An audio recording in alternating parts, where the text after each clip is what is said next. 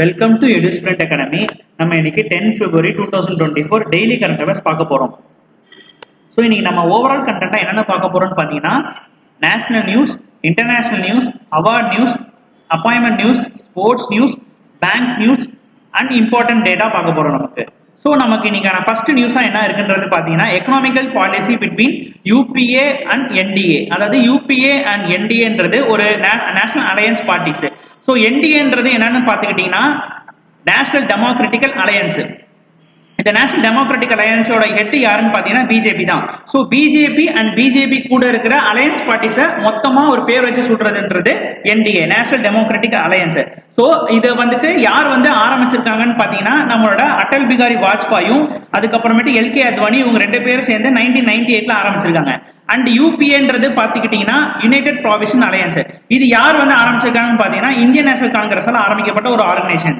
So Indian national Congress கூட கூட்டணி இருக்கிறவங்கள இப்போ நமக்கே தெரிஞ்சிருக்கும், நம்ம ஸ்டேட்ல இருக்க DMK இந்தியன் நேஷனல் காங்கிரஸ் கூட தான் கூட்டணி வச்சுக்காங்க. ஸோ அவங்க எதுக்கு கீழே வருவாங்கன்னா UPA அலையன்ஸ் கீழே தான் வருவாங்க. ஸோ இது எப்போ ஃபார்ம் பண்ணிருக்காங்கன்னு பார்த்தீங்கன்னா 2004. ஸோ இப்போ என்ன பண்ணிருக்காங்கன்னா நம்மளோட finance minister Nirmala Sitharaman white பேப்பர்ன்ற ஒரு கான்செப்ட் லான்ச் பண்ணிருக்காங்க. ஒயிட் பேப்பர்ன்றது ஒன்றும் இல்லை, அதாவது கவர்மெண்ட் சைட்ல இருந்து அபிஷியலா ஒரு விஷயத்த ஒரு மக்களுக்கு அவேர் பண்றது. எங்க கவர்மெண்ட் இதுதான் பண்ணிருக்கு, அதாவது அபிஷியல் ஸ்டேட்மெண்ட் மாதிரி நாங்க இவ்வளவு பண்ணிருக்கோம், அது மாதிரி ஒரு அபிஷியல் ஸ்டேட்மெண்ட் மாதிரி ரிலீஸ் பண்றது அந்த ஒயிட் பேப்பர்ன்றது சொல்லுவாங்க அவங்களுக்கு இந்தியன் எக்கனாமியில. ஸோ இந்த ஒயிட் பேப்பர் மூலமா அவங்க என்ன சொல்ல வராங்கன்னா UPA கவர்மெண்ட்டுக்கும் NDA கவர்மெண்ட்டுக்கும் உள்ள கம்பேரிசன், எக்கனாமிக்கல் ஸ்ட்ராட்டஜிஸ் இவங்க ரெண்டு பேரும் என்னென்ன எடுத்திருக்காங்க அதை கம்பேர் பண்ணி, அதாவது NDA கவர்மெண்ட் கொஞ்சம் நல்லது பண்ணிருக்காங்க, UPA கவர்மெண்ட்ல இந்த தப்பனா நடந்திருக்குன்றத சுட்டி காட்டுற விதமா இந்த ஒயிட் பேப்பரை ரிலீஸ் பண்ணிருக்காங்க. ஸோ இந்த ஒயிட் பேப்பர் எதை சொல்ல வருதுன்னு பாத்தீங்கன்னா UPA கவர்மெண்டோட economical mismanagement and fiscal irresponsibilities, அவங்களோட கரப்ஷன். ஸோ இதை மூணுத்தையும் பேஸ் பண்ணி 2004 2014 அவங்க நடந்த மிஸ்மேனேஜ்மெண்ட்டை பத்தி ஃபுல்லா இந்த ஒயிட் பேப்பர்ல கம்பேர் பண்ணி சொல்லியிருக்காங்க. ஸோ எங்க கவர்மெண்ட் இதை பண்ணிட்டு அவங்க கவர்மெண்ட் இதை பண்ணல அப்படின்னு ஒரு கம்பேரிசன் காட்டி தான் இது இது மூலமா இந்த கவர்மெண்ட் மக்களை அவேர் பண்ற மாதிரி இந்த ஒரு பேப்பர் ரிலீஸ் பண்ணிருக்காங்க உங்களுக்கு. ஸோ நமக்கு செகண்ட் நியூஸ் பாத்தீங்கன்னா miss world 2024 returns to India. அதாவது மிஸ் வேர்ல்டுன்றது என்னன்னா நமக்கு வருஷம் கண்டக்ட் பண்ற ஒரு ஈவென்ட் தான் உங்களுக்கு. மிஸ் வேர்ல்டுன்றது அதாவது இந்த ஃபீமேல்ஸ் அழகான ஃபீமேல்ஸ் இருப்பாங்க, ஸோ அவங்களுக்கான ஒரு அங்கீகாரம் கொடுக்குற மாதிரி தான் இந்த மிஸ் வேர்ல்டுன்ற கான்டெஸ்ட் நடத்துவாங்க. ஸோ இது வருஷம் ஒரு ஊர்ல நடக்கும். ஸோ இப்போ ரொம்ப வருஷத்துக்கு அப்புறமேட்டு இப்போ இந்தியாவில் நடக்க போகுது இந்த மிஸ் வேர்ல்டு. இது எத்தனாவது எடிஷனா இந்த வருஷம் நடக்க போகுதுன்னு பார்த்தீங்கன்னா 71st எடிஷன் நம்ம இந்தியாவில் February 18 February 9 நடக்க போகுது உங்களுக்கு. ஸோ இது எங்க நடத்துறாங்கன்னு பாத்தீங்கன்னா நியூ டெல்லியில நடத்த போறாங்க உங்களுக்கு. So organise Indian tourist development கார்பரேஷனால இந்த ஈவெண்ட்டை நடத்தப்படுகிறது. ஸோ இதுல ஸ்டார்டிங் பாயிண்ட்னு பாத்தீங்கன்னா இந்த மிஸ் வேர்ல்டுன்றது எங்க ஸ்டார்ட் ஆயிருக்குன்றது பாத்தீங்கன்னா யுனைடெட் கிங்டம், அதாவது நம்மளோட பிரிட்டன் இருக்குல்ல, ஸோ அங்க எரிக் மோர்லியால 1951 ஸ்டார்ட் பண்ணப்பட்ட ஒரு ஈவெண்ட் தான் இது மிஸ் வேர்ல்டு. இது எது பேஸ் பண்ணினா இன்டர்நேஷனல் பியூட்டி பெஜென்ட். ஸோ இன்டர்நேஷனல் லெவல்ல இருக்கிற பியூட்டி பர்சன்ஸ் தேர்ந்தெடுக்கிற ஒரு கண்டெஸ்ட் தான் இந்த கண்டெஸ்ட் உங்களுக்கு. ஸோ நமக்கான தேர்ட் நியூஸ் பார்த்தீங்கன்னா Arvind Kejriwal announce free bus travel for transgender community in Delhi. So உங்களுக்கு நீங்கள் தமிழ்நாட்டில் இருக்கும்போது உங்களுக்கே தெரிஞ்சிருக்கும், இப்போ DMK கவர்மெண்ட் நமக்கு ஃபீமேல்ஸ்க்கு பஸ் ஃப்ரீயாக தராங்க. அதாவது ஸ்டேட்ல ஏதாவது டிஸ்ட்ரிக்ட்ல ஓடுற பஸ் எல்லாத்துக்குமே ஃப்ரீ, எங்க வேணா ஏறி எங்க வேணா இறங்கிக்கலான்ற மாதிரி கான்செப்ட் ஆனா. ஸோ இது ஆக்சுவலா ஃபர்ஸ்ட் ஸ்டார்ட் ஆனதே நமக்கு டெல்லியில தான். அரவிந்த் கெஜ்ரிவால் தான் இந்த திட்டத்தை முத கொண்டு வந்தாரு. ஸோ அது ஃபர்ஸ்ட் லேடிஸ்க்கு கொடுக்க ஆரம்பிச்சாங்க. ஸோ இப்போ இப்போ என்ன சொல்லிருக்காங்கன்னா டிரான்ஸ்ஜெண்டருக்கும் ஃப்ரீ பஸ் டிராவல் கொடுக்குற மாதிரி இவங்க பில் பாஸ் பண்ண போறாங்க. ஸோ இந்த பில் பாஸ் பண்றது மூலமா டிரான்ஸ்ஜெண்டர் கம்யூனிட்டிக்கும் இதனால பயன்படுவாங்கன்றது சொல்றாங்க உங்களுக்கு. ஸோ இது மெயினா இது ஃபர்ஸ்ட் கொண்டு வரும்போது பிங்க் டிக்கெட் கான்செப்ட்னு சொல்லி கொண்டு வந்தாங்க. அதாவது இந்த லேடிஸ்க்கு எல்லாத்துக்குமே உங்களுக்கு பிங்க் கலர்ல டிக்கெட் கொடுத்து ஸோ அவங்க ஃப்ரீயா பஸ் எங்க வேணாலும் ஏறி எங்க வேணாலும் இறங்கிக்கலாம். ஸோ இப்போ என்ன பண்ணிருக்காங்கன்னா இந்த பிங்க் டிக்கெட் டிராவலை டிரான்ஸ்ஜெண்டருக்கும் எக்ஸ்டெண்ட் பண்ண போறாங்க டெல்லி கவர்மெண்ட் உங்களுக்கு. ஸோ நமக்கான ஃபோர்த் நியூஸ்ன்னு பார்த்தீங்கன்னா strengthening nuclear cooperation India and Russia agreement. அதாவது நமக்கும் ரஷ்யாவுக்கும் ரொம்ப காலத்துக்கு முன்னாடியே நமக்கு நியூக்ளியர் அக்ரிமெண்ட் நமக்குள்ள போட்டிருக்காங்க. ஸோ இந்த நியூக்ளியர் அக்ரிமெண்ட் மூலமா நமக்கான நியூக்ளியர் டெக்னாலஜி அவங்கள்ட்ட நம்ம வாங்கிக்கலான்றத இந்த அக்ரிமெண்டோட முக்கியமான நோக்கமே அவங்களுக்கு. ஸோ இந்த அடிப்படையில் இப்போ எதுக்கு அக்ரிமெண்ட் திரும்பி ஃபார்ம் பண்ணி எதுக்கு பேசியிருக்காங்கன்னா நம்ம தமிழ்நாட்டில் இருக்க கூடாங்குளம் இருக்கு பார்த்தீங்களா, அந்த கூடாங்குளத்தை கொஞ்சம் எக்ஸ்டெண்ட் பண்றதுக்கும் அதை கொஞ்சம் எஸ்டாப்ளிஷ் பண்றதுக்கும் ரஷ்யாட்ட ஹெல்ப் கேட்டிருக்காங்க இந்த அக்ரிமெண்ட் மூலமா. ஸோ அவங்க வந்துட்டு ரஷ்யா வந்து இந்த நியூக்ளியர் பவர் பிளான்ட்டுக்கு டிசைன் கொடுப்பாங்க, அதாவது புது சைட்ல, அதாவது கூடாங்கலத்தை இன்னும் கொஞ்சம் எக்ஸ்டெண்ட் பண்ற மாதிரி உங்களுக்கு. ஸோ மெயினாக வந்துட்டு இவங்க வந்துட்டு எதை இன்ஸ்பெக்ட் பண்ண போறாங்கன்னா எந்த ரியாக்டர்ஸ், அதாவது நம்ம நியூக்ளியர் பவர் பிளான்ட் ரியாக்டர்ஸ்னு சொல்லுவோம்ல. ஸோ உங்களுக்கு ஸோ அதில் வந்து 3 to 6 ரியாக்டர்ஸ் வந்து இவங்க இன்ஸ்பெக்ஷன் பண்ண போறாங்க. எங்கேருந்துன்னா ரஷ்யாவில் இருக்கிற சயின்டிஸ்ட் வந்து இதை வந்து இன்ஸ்பெக்ஷன் பண்ணுவாங்க உங்களுக்கு. ஸோ நமக்கான 5th நியூஸ் பார்த்தீங்கன்னா Noida authority receives water warrior award for sustainable initiatives. அதாவது நம்ம நொய்டா அத்தாரிட்டி இருக்காங்களா, அதாவது உத்தரப்பிரதேசில் இருக்க ஒரு நொய்டான்ற ஒரு டிஸ்ட்ரிக்ட்ல வந்துட்டு இவங்க என்ன பண்ணிருக்காங்கன்னா இப்போ வந்து மினிஸ்ட்ரி ஆஃப் ஜல் சக்தி இவங்க வந்து கீழே வந்துட்டு இவங்க என்ன அவார்டு வாங்கியிருக்காங்கன்னா வாட்டர் வாரியர் அவார்டு வாங்கியிருக்காங்க. இந்த வாட்டர் வாரியர் மூலமா இவங்க வந்துட்டு வாட்டர் குவாலிட்டி மேனேஜ்மெண்ட்டை நல்லா வச்சுக்கிட்டதுக்கும், ஸோ இவங்க வந்துட்டு வாட்டரை வந்து நல்லா சேவ் பண்ணதுக்கும் இந்த அவார்டு வந்து அவங்களுக்கு மெயினாக கொடுக்கப்பட்டிருக்கு உங்களுக்கு.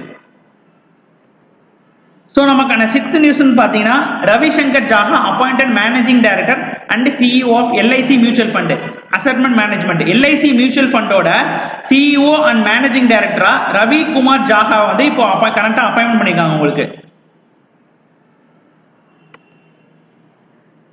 ஸோ நமக்கான 7th நியூஸ்ன்றது பார்த்தீங்கன்னா என்பிசிஐ, அதாவது இந்த நேஷனல் பேமெண்ட் கார்பரேஷன் ஆஃப் இந்தியாவோட நான் executive chairman and independent director of that என்பிசிஐயோட டைரக்டரா வந்து யாரை அப்பாயின்மெண்ட் பண்ணிருக்காங்கன்னு பார்த்தீங்கன்னா அஜய் குமார் சௌத்ரி.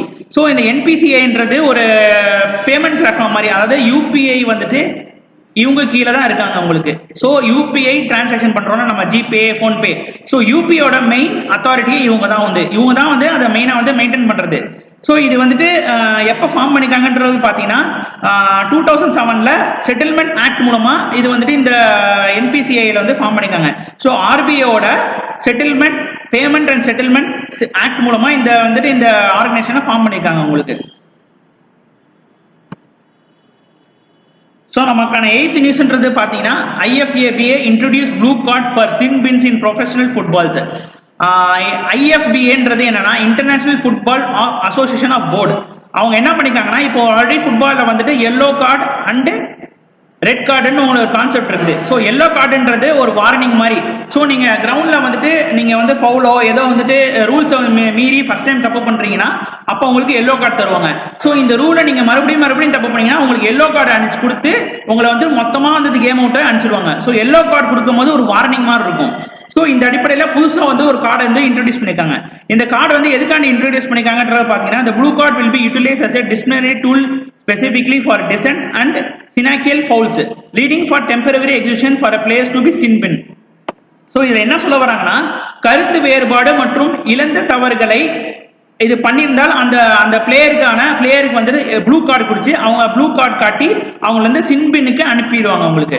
ஸோ இதுதான் வந்துட்டு இந்த புதுசான ரூல்ஸ் வந்துட்டு உங்களுக்கு வந்துட்டு இந்த international football association of board வந்துட்டு இந்த ரூலை வந்து புதுசாக கொண்டு வந்திருக்காங்க உங்களுக்கு. ஸோ நமக்கான 9th நியூஸ்ன்றது பார்த்துக்கிட்டிங்கன்னா EPFO sets 3-year high interest rate 8.25 for fiscal year 2023 to 2024.